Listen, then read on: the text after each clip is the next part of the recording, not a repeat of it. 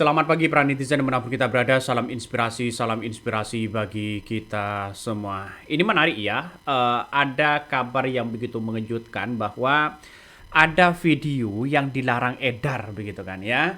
Nampaknya hakim tak tega ya melihat detik-detik Roy Suryo yang kemudian rumahnya begitu kan seolah-olah digeledah seperti G30 itu begitu, menandakan bahwa bikin Roy Suryo ini jago begitu kan, bikin Termol itu menangis begitu.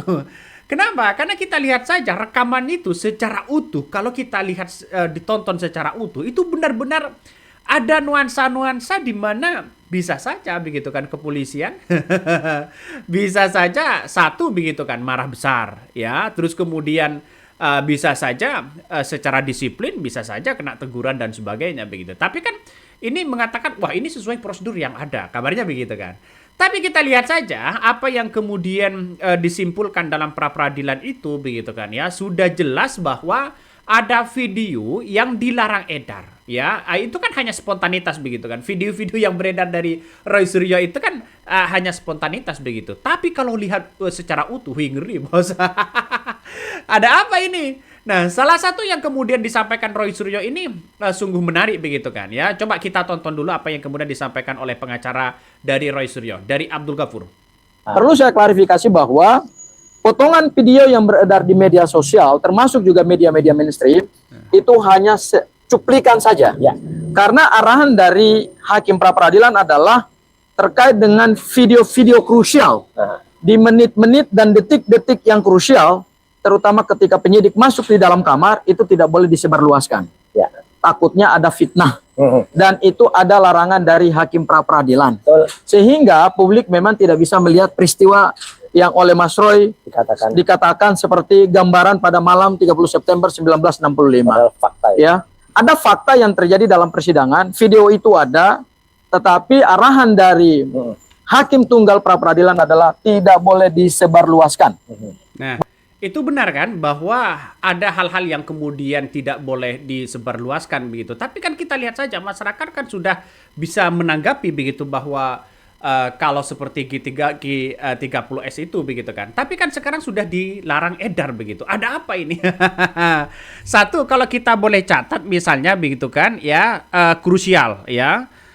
Krusial ini menandakan ada sesuatu hal pola yang kemudian bagaimana Roy Suryo ini begitu kan seolah-olah penangkapannya dijemput paksa begitu, seolah-olah itu begitu. Tapi kan kita lihat saja bahwa apa yang kemudian ditonton secara utuh itu ternyata bukan dijemput paksa begitu kan ya, karena Roy Suryo itu ya baru bangun tidur terus mau dijemput, agak kaget begitu kan, sehingga orang para termol itu melihat, weh, kicau mania.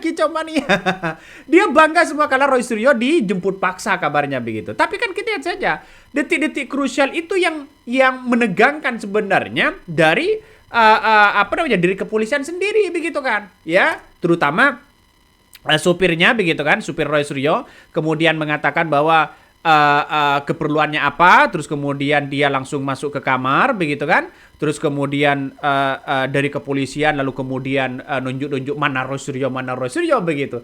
Ini salah satu yang kemudian menurut saya begitu apa yang kemudian disampaikan Abdul Ghafur, dan sekarang itu dilarang edar begitu. Itu padahal kalau kita tonton secara detik-detik krusial, sangat luar biasa begitu.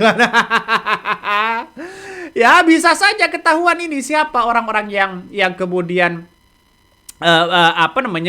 seolah-olah Roy Suryo dianggap bahwa dijemput paksa dan sebagainya, padahal tidak seperti itu begitu. Karena hanya ya para polisi itu karena ada detik-detik krusial di mana video-video itu tidak boleh ditonton ya, tidak boleh disebarluaskan. Salah satunya seperti masuk di kamar, karena ini adalah soal privasi begitu kan. Coba kita tonton lagi.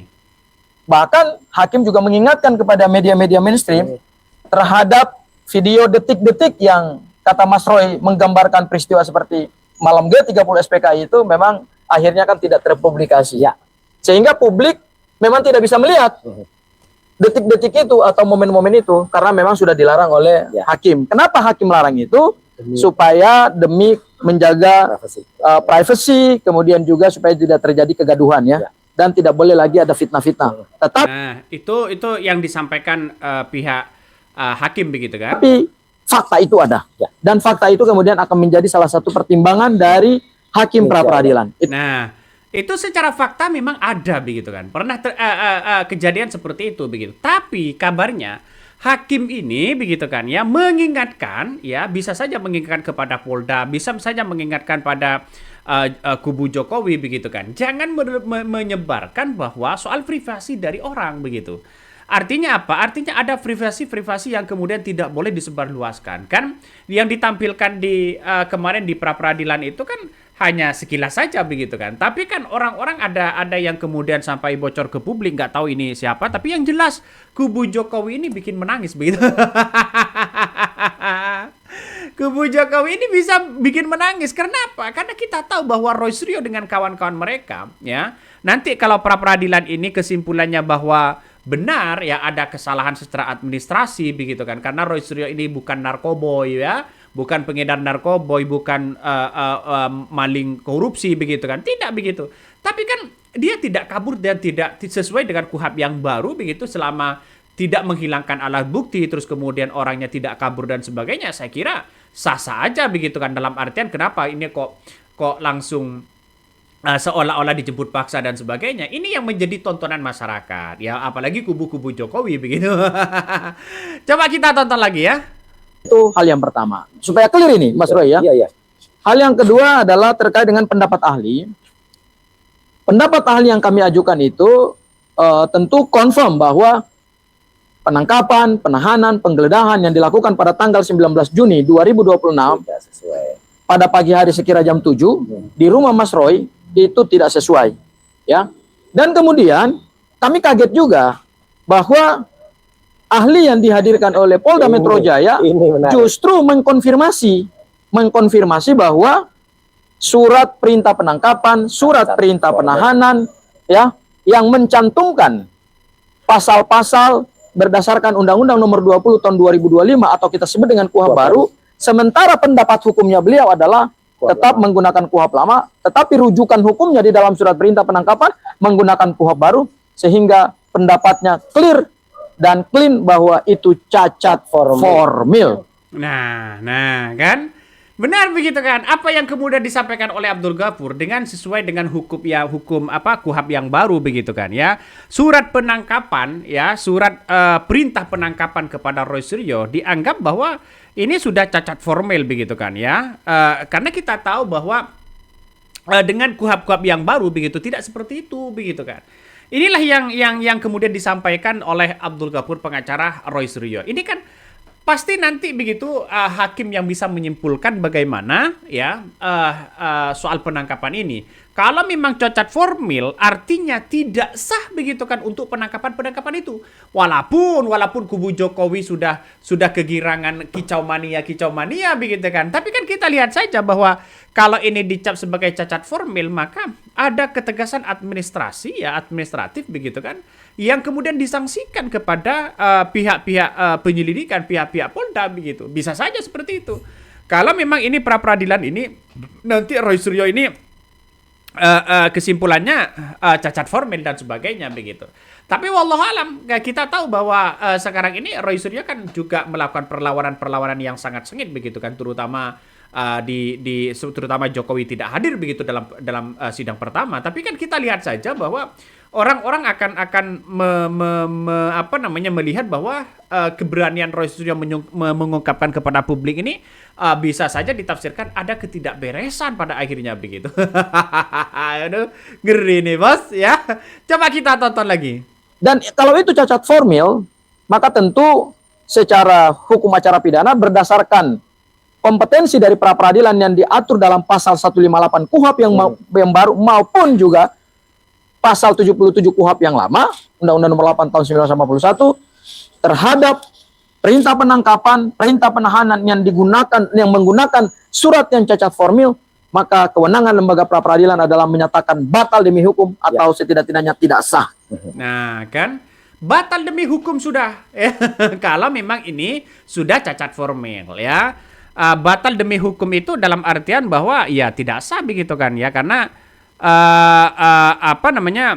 kita lihat saja Roy Suryo ini kan ditangkap dengan cara yang dianggap brutal dan sebagainya begitu, walaupun sudah ada pra-peradilan yang akan memutuskan itu begitu. Tapi kita lihat saja masyarakat, asumsi dari publik itu hari ini sangat-sangat tinggi begitu kan. Kenapa? Karena persoalan-persoalan seperti ini, kenapa Roy Suryo ini kok bisa ditangkap seperti itu begitu kan? Ya, sehingga banyak muncul narasi-narasi di berbagai media sosial ya. Coba kita tonton lagi begitu kan ya, apa yang kemudian menjadi komentar-komentar dari masyarakat atau dari publik begitu kan ya. Ada yang kemudian mengatakan begini nih, dengan berbagai kelicikan Mulyono, termol dan centengnya ya akan mencegah Mulyono hadir dalam persidangan. Jangan sampai Mulyono dikupas habis tak berkulit di pengadilan. Bisa saja ya. Meskipun saya yang mendukung Roy Suryo dan Tertiva begitu, namun saya nggak yakin memang dalam persidangan seperti yang sudah seperti Pak Bambang Tri dan Gus Nur, kasus ijazah ini dibelokkan ke pencemaran nama baik. Dan mana ada hakim di Indonesia punya jiwa adil dan bijaksana? Saya rasa semua hakim itu gimana? ini salah satu komentar dari Nizi. Ya kita tunggu saja begitu kan.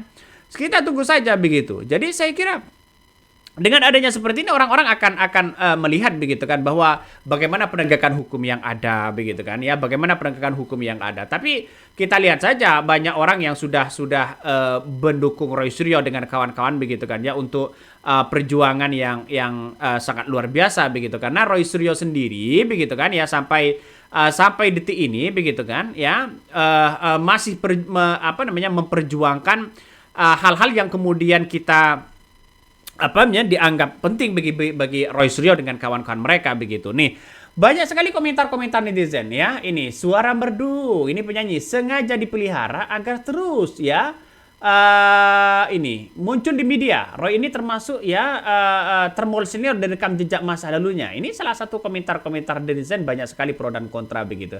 Tapi nanti pembuktian di pengadilan itu nampaknya bukan soal ijazah, pembuktian ijazah asli atau palsu begitu, tapi justru kubu Jokowi ini memperkuat pencemaran nama baiknya, ya. Yang diadukan itu justru pencemaran nama baiknya begitu. Ini kan agak lucu begitu. Lucunya ya kita lihat saja kok ini pencemaran nama baik, orangnya sudah jadi tersangka begitu kan, ya. Tapi pembuktian ijazahnya tidak ada begitu. Ini kan ngeri-ngeri sedap, Bos. Ya, persoalan-persoalan ini harus diungkapkan kepada publik, terutama Jokowi tidak hadir dan sebagainya begitu. Aduh. Ini bisa kacau di situ, Bos. Ya, makanya orang-orang akan terus melihat begitu kan, ya. Sampai ada orang yang mengatakan, "Wih, ya, tangkap dan adili Jokowi." Banyak muncul narasi-narasi di berbagai media sosial itu begitu kan, ya. Mayor Jenderal TNI Sunarko begitu meminta semua kasus era Jokowi dibuka seterang benderang. Wih, ngeri nih. Kalau dibuka di era Jokowi ya, karena kita lihat saja ketika Jokowi di persidangan banyak kemudian disebutkan begitu kan, seperti kasus Nadiem Makarim, seperti Tom Lembong begitu, seperti kasus-kasus yang lain banyak disebutkan. Tapi Jokowi tidak pernah diperiksa begitu. Ini kan menandakan hukum itu tumpul ke atas, tajam ke bawah begitu. Ya, inilah kalau tidak punya jaringan, apalagi rakyat kecil begitu kan. Sangat-sangat disayangkan sekali. Makanya dengan adanya situasi dan kondisi saat ini Roy Suryo melakukan perlawanan, justru akan menemukan fakta bagaimana soal ijazah itu. Nah, ini yang kita lihat. Kubu Jokowi kan memperkuat bagaimana pencemaran nama baik begitu kan, dengan pasal-pasal berlapis begitu, seenaknya, seolah-olah hukum mau diatur sama dia. Aduh. Bisa kacau begitu. Oke, mungkin itu yang kami sampaikan ya. Tonton terus di channel Hondari Podcast Rakyat ini, jangan lupa di subscribe.